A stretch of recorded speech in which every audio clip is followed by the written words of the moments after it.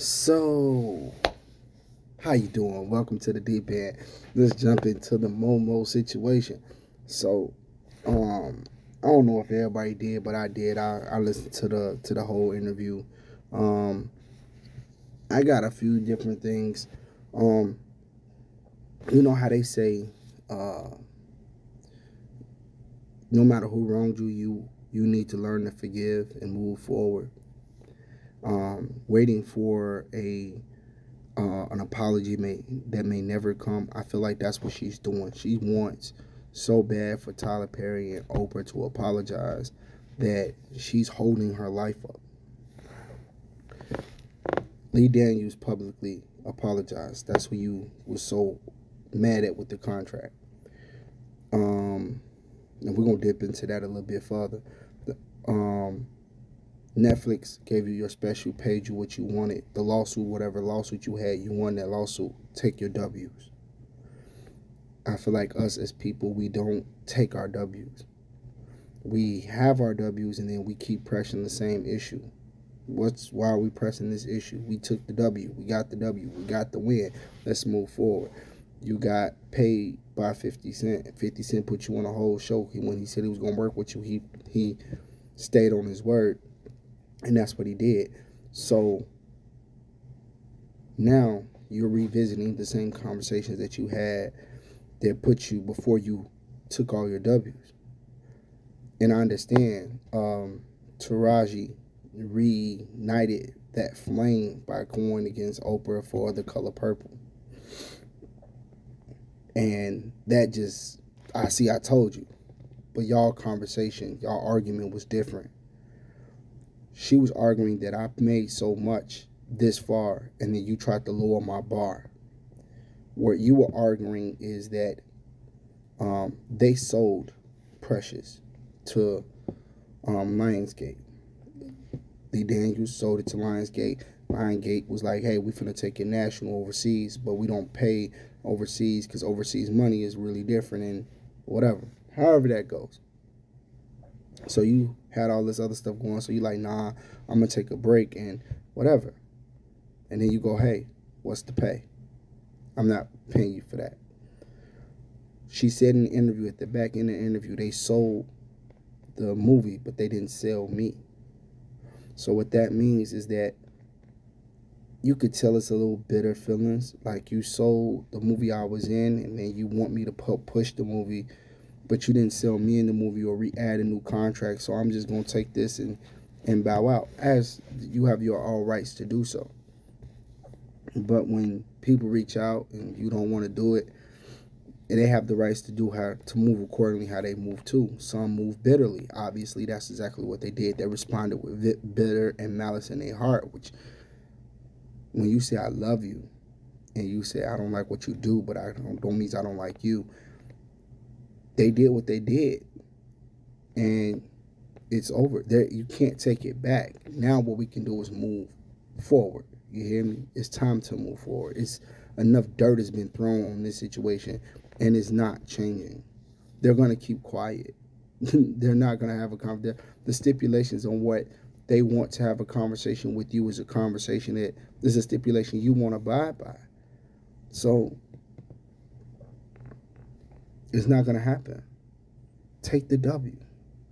Take the victories that you have, put them on your back in the badge of honor that you was right, and keep moving, because these other people are not going to bend the way you want them to.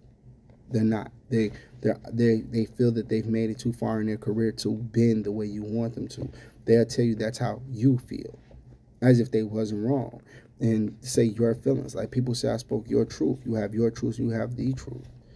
The truth is that I was upset that they sold the movie and didn't include me, and I was one of the biggest stars, the headline of the movie that made it do what it did. True story. Because the person who was the star of the movie was just an up and coming star. So my name, put the movie into the position that it got. And if you guys were going to do that, you should have included me. But they didn't. So I fell away.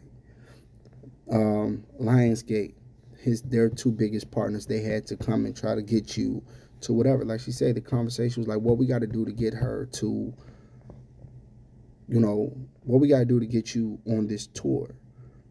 We'll update your room. We'll do any accommodates, but they just didn't want to pay. And that was the issue. But you got your pay. You got your special. You won the lawsuit. Now you want me to put money back that because I labeled you difficult to work with, you want me to pay you the millions you missed? No, those are opportunities that wasn't meant for you anyway. Well, a person who believes in God and stuff like that, those are opportunities that weren't meant for you anyway. Those were other opportunities that was meant for someone else. And you might feel like somebody was gatekeeping or someone held you back. But the way this life works and the way the trials and tribulations go is I put you through this to move you to the side to open someone else's success story up. Let their light shine as bright. A lot of people was just like, what's the difference between Cat and her? Cat didn't go on there airing out grievances. He came on there to air out his attackers. She already aired out her attackers. Now you're beating a dead horse. We've heard the stories. I know more about Monique's story on her beef with Lee Daniels, Tyler Perry, Oprah, D.L. Hughley than some of the books that I read. That's how long the story goes. The Netflix special. I've watched almost every comedy Netflix special on Netflix. Her special was the only one I fell asleep on. That's how bad the special was. And I'm pretty much a open person. Like I don't really do too much judging. I take it at face value, but it's only a couple movies that I've automatically pressed play and fell asleep on. One is the Clifford the Big Bird Dog, Indian in the Cupboard, and her special. Those are those type of things, and it just wasn't giving comedy at the time. It was more like a open mic documentary revisit. So it is what it is. I just, like I said, now I'm beating a dead horse. Yeah, it's time to move forward, baby. It's over with. One thing that she did say that I did take away, I love the fact of the relationship with her husband. The way she talks about him, the way she says like that's a king, and he had to mature me. He had to raise me, because when you started to mess with him, your mindset was still on an adolescent mindset. You still view things as a independent, strong black woman, and submitting is weakness. And like she said, I know my place, and understanding that place is not a thing of power or dominance. Place is like where you belong at the table. We all have places in life, and when you know your places and where you fit, it's easy. You know what I mean? That's the same thing in your job. When you come in a job and you talking to coworkers as if you're the supervisor, coworkers tell you like, bro, what? You can't tell me it's not your place. You're not a supervisor. You're a coworker with me. We both on the same level. Go over there and cashier or pack bags or whatever you're doing. You can't give me instruction because that's what you choosing to do at this moment, or you trying to play. Until you are a supervisor or filling in for the supervisor, you can't give me that type of instruction. And by knowing your place in that type of environment, in relationships, it makes the relationship so much smoother, because you know where you're going. You know what role you play in that relationship and how to move and navigate differently. The support that they both have for each other is something special. Some people don't like it. Some people think that it's because she called him daddy. Come on, man. Latino's been calling their boyfriend Papi for a long time. You know what I'm saying? So let's not make it like that. You know what I mean? It's not a daddy. It's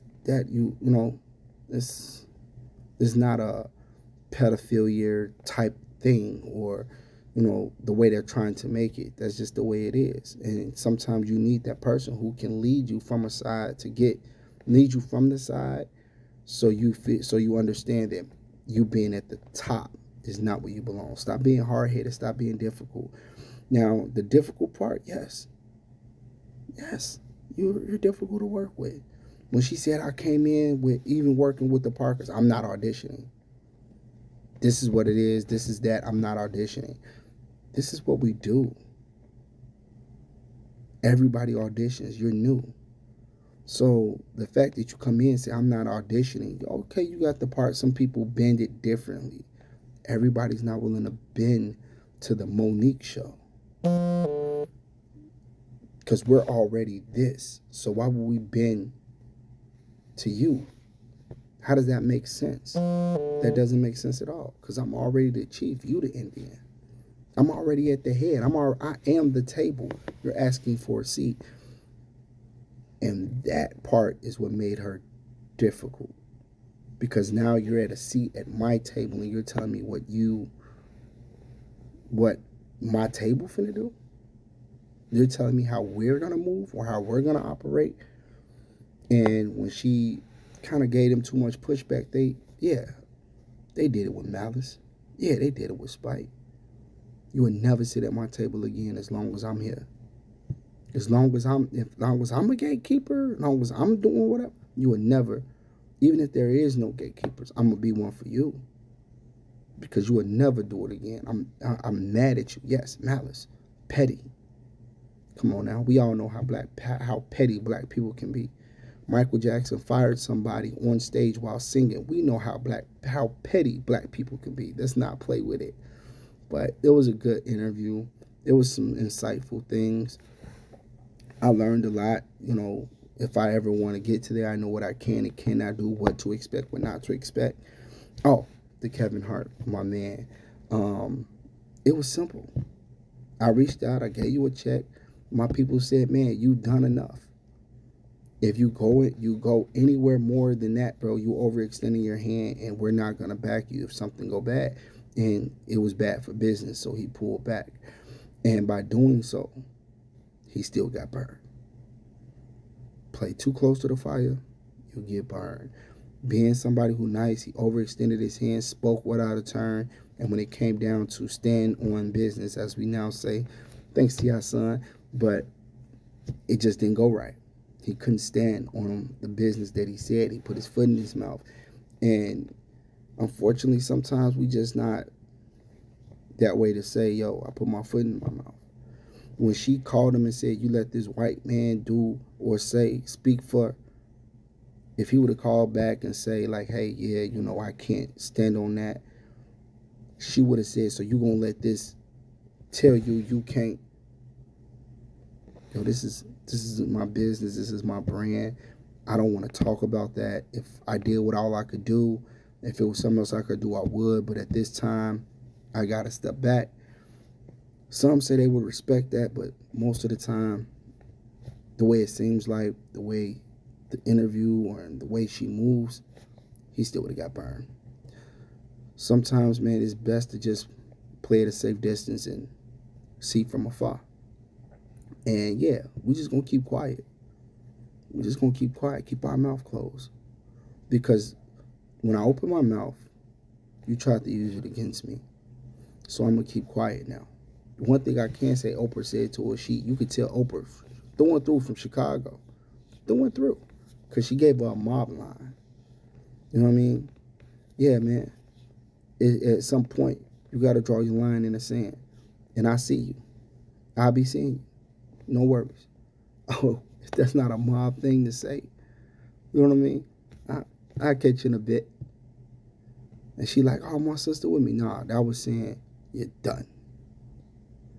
Might as well said, gave it a wink and a gun. You're sleeping with the fishes. Curtains for you.